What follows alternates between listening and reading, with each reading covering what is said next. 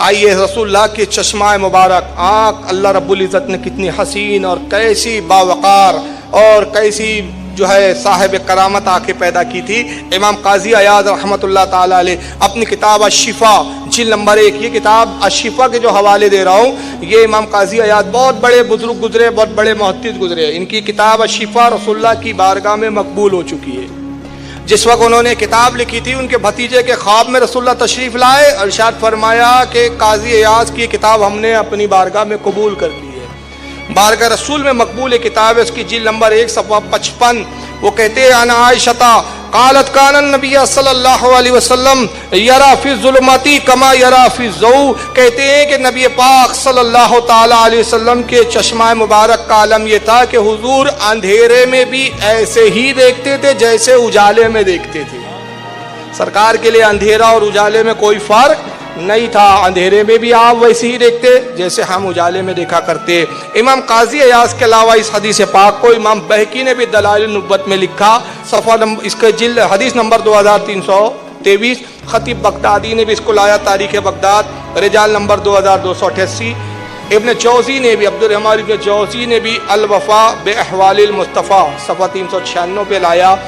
امام ابن عدی نے اپنی الکامل میں رجال نمبر 1025 پر، اور امام جلال الدین سیوطی نے الجامع الصغیر حدیث نمبر 7027 پر لایا۔ آئیے رسول اللہ کی چشمہ مبارک کے بارے میں ایک اور حکایت اور ایک روایت بیان کروں۔ جناب موسیٰ علیہ السلام کی قوم کہتی ہے کہ موسیٰ ہم اس خدا پر کیسے ایمان لائے جو نظر نہیں آتا۔ اس واقعے کو بھی امام قاضی نے لکھا اور بہت سارے لوگوں نے لکھا، حوالے بعد میں سنیں گے۔ کہا موسیٰ ہم اس رب پر کیسے ایمان لائے جو ہمیں نظر نہیں آتا، ہم اس وقت تک اس رب پر ایمان نہ لائیں گے جو آپ کا اور ہارون کا رب ہے جب تک ہم اپنی آنکھوں سے دیکھ نہ لیں۔ تو جناب موسیٰ علیہ السلام نے فرمایا کہ تم رب کا دیدار نہیں کر سکتے، کوئی آنکھ اس دنیا میں اس کو نہیں دیکھ سکتی۔ انہوں نے کہا نہیں ہم تو پھر ایمان نہیں لائیں گے، اس وقت تک یقین نہیں کرے گی آپ کے رب پر۔ موسیٰ علیہ السلام کوہ طور پر گئے، عرض کی خالق کائنات یہ قوم کہتی ہے کہ اس وقت تک ہم ایمان نہ لائیں گے جب تک رب کو دیکھ نہ لیں۔ تو رب نے فرمایا ان سے کہو موسیٰ کہ وہ نہیں دیکھ سکتے۔ تو موسیٰ عرض کرتے ہیں پروردگار میری بھی خواہش ہے کہ میں بھی تیرا دیدار کروں، خواہش تو میری بھی ہے، میں بھی تیرا دیدار کرنا چاہتا ہوں۔ کہا موسیٰ تو بھی مجھے نہیں دیکھ سکتا، لن ترانی نہیں دیکھ سکتے تم۔ کہا مولا تو فضل فرما دے تو اپنے ذات و صفات کو کچھ دکھا دے۔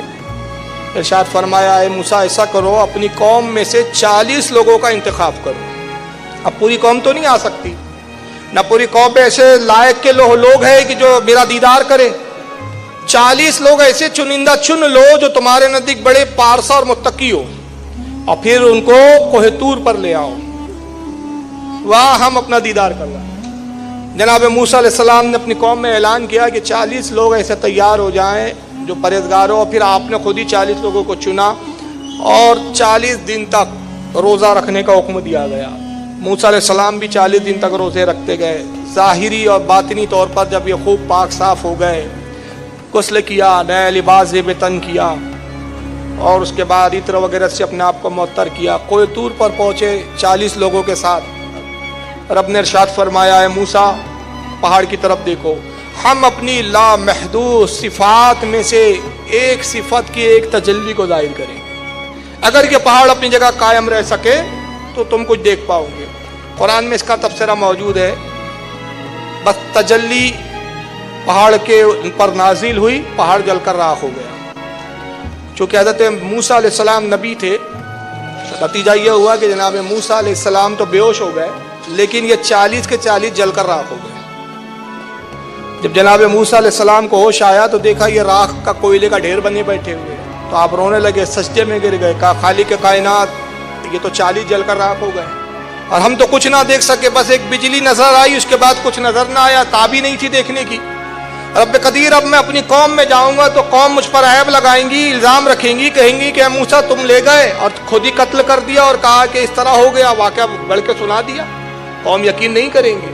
اے پروردگار ان کو زندہ فرما دے۔ آپ نے جب دعا کی تو اللہ نے فرمایا اے موسیٰ ان کے نام پکارو۔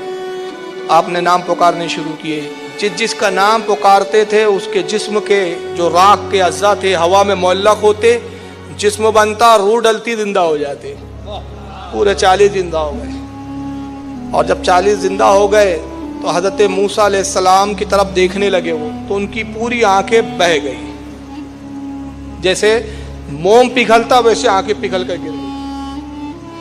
तो आपने कहा कि क्या बात है, तुम्हारी आंखें क्यों पिघल गई? कहा मूसा आप देख नहीं रहे हैं, आपकी आंखों में ताबनाकी और रोशनी का ये आलम है कि हमें उन आंखों की तरफ देखने की ताब नहीं है, कि उसकी वजह से आप फिर सजदे में गिरे। खालिक कायनात, इनकी आंखें ज़ाय हो गई। रब ने फरमाया कि इनके आंखों पर अपना दस्ते मुबारक, अपना हाथ रखो, दुरुस्त हो जाएंगी, और इनसे कहो कि तुम्हारी आंखों की तरफ ना देखो। आपने हाथ रखा, फिर आपने मूसा अलैहिस्सलाम ने अपनी आंख पर एक पट्टी बांध ली, और उसके बाद फिर आप घर लौटे तो आपकी बीवी सफूरा आती है, कहती है कि मैं उन आंखों को देखूंगी जिसने खुदा के सिफतों का दीदार किया है। आपने कहा कि नेक वक्त तुम उन आंखों को नहीं देख सकती। कहा, जिद करने लगी हजरत सफूरा।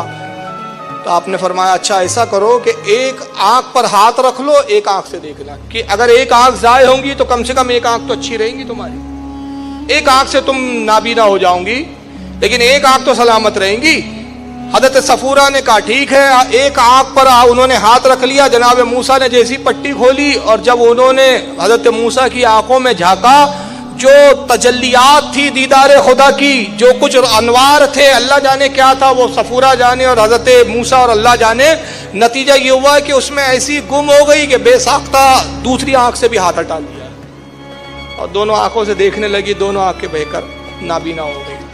आप रोने लगे, सजदे में गिरे। मालिक कायनात, तबलीग का तूने जिम्मा मेरे जिम्मे रखा है, लोगों को तबलीग करना है, नसीहत करना है। मैं लोगों में जाऊंगा, लोग मेरी आंखों की तरफ देखेंगे, नतीजा ये होगा कि नाबीना और अंधे हो जाएंगे, आंखें पिघलना शुरू हो जाएंगी। अल्लाह रब्बुल इज़्ज़त ने 70 गैबी पर्दे उनके आंखों के दरमियान में हायल कर दिए। 70 गैबी पर्दे, बाद रिवायत में 70,000 भी आया। अब उन 70 गैबी पर्दों के बाद, उन पर्दों के परे हजरत मूसा की बीनाई का आलम क्या था? अबू हुरैरा से रिवायत है, कहते हैं नबी हुरैरा रदियल्लाहु अन्हु काला काला रसूलुल्लाह सल्लल्लाहु अलैहि वसल्लम लम्मा कल्लमल्लाहु मूसा काना युफ्सिरु दबीबन नमली अला सफ़ा फिल लैलती जुल्माई मिन मसीरती अशरती फरासिख। कहते हैं कि मूसा की बीनाई का, देखने का आलम ये था कि काली रात में 30 मील की दूरी पर काली चट्टान पे काली चींटी को चलते हुए देख लेते। क्या आंखों की रोशनी का आलम हो गया?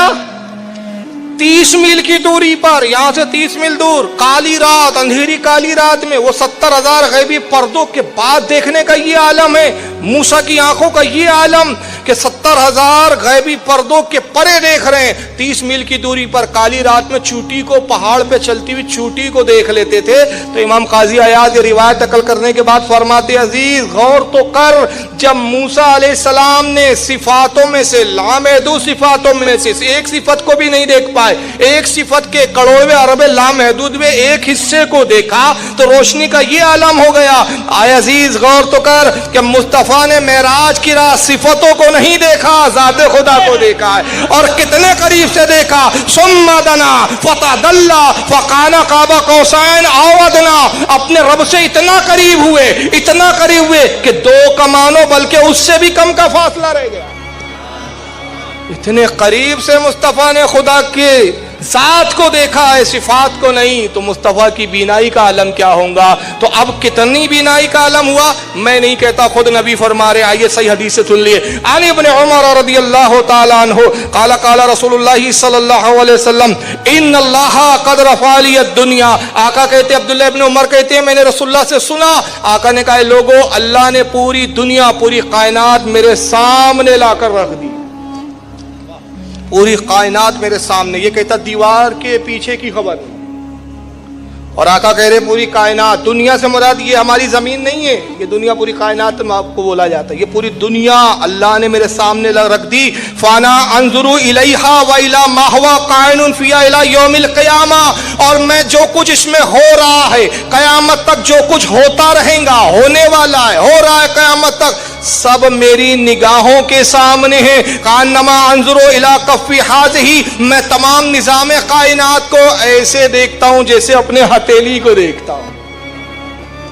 یہ میری بینائی کا عالم ہے، یہ چاند سورج کی گردش میری نگاہوں کے سامنے ہے، یہ سیاروں کی گردش میرے سامنے ہے، سورج کا طلوع ہونا میری نگاہوں کے سامنے، غروب ہونا میری نگاہوں کے سامنے۔ جب نبی پوری کائنات کو ایسے دیکھ رہے ہیں کہ اپنی ہتھیلی کو دیکھ رہے ہو، تو مدینے سے ہم گناہگاروں کو دیکھ لے تو کیا تعجب ہے۔ تو اعلیٰ حضرت تبھی تو کہتے ہیں فریاد جو امتی کرے حال زار میں، ممکن نہیں کہ خیر بشر کو خبر نہ ہو۔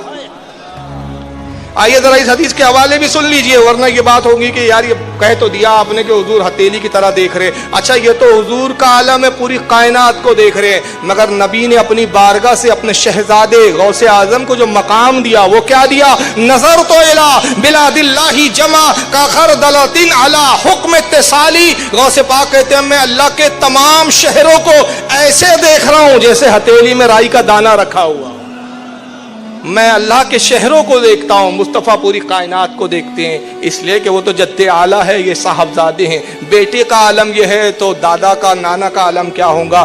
بہرحال اس حدیث کو امام ابو نعیم نے لکھا حلیۃ الاولیاء جلد 6 صفحہ 101، امام سیوطی نے الخصائص الکبریٰ میں لکھا جلد 2 صفحہ 185، امام ابن حسام الدین ہندی نے کنز العمال جلد 11 صفحہ 420 حدیث نمبر 31971، امام قسطلانی نے لکھا اس حدیث کو المواہب اللدنیہ جلد 3 صفحہ 559، امام زرقانی نے لکھا شرح المواہب کے اندر جلد 10 صفحہ 123، امام حیثمی نے لکھا اس حدیث کو مجمع الزوائد جلد 8 صفحہ 365 حدیث نمبر 14066 کے تحت، اور بھی بہت سارے لوگوں نے لکھا، میں نے 6 حوالے بہرحال پیش کیے یہاں پر۔ تو کل ملا کے نبی کی بصارت کا یہ عالم کہ حضور وہ دیکھتے ہیں جو ہم نہیں دیکھتے، حضور کی نگاہ کا وہ عالم ہے کہ جہاں کائنات کی کوئی شے جن چیزوں کو نہیں دیکھتی مصطفیٰ ان کو بھی دیکھتے ہیں۔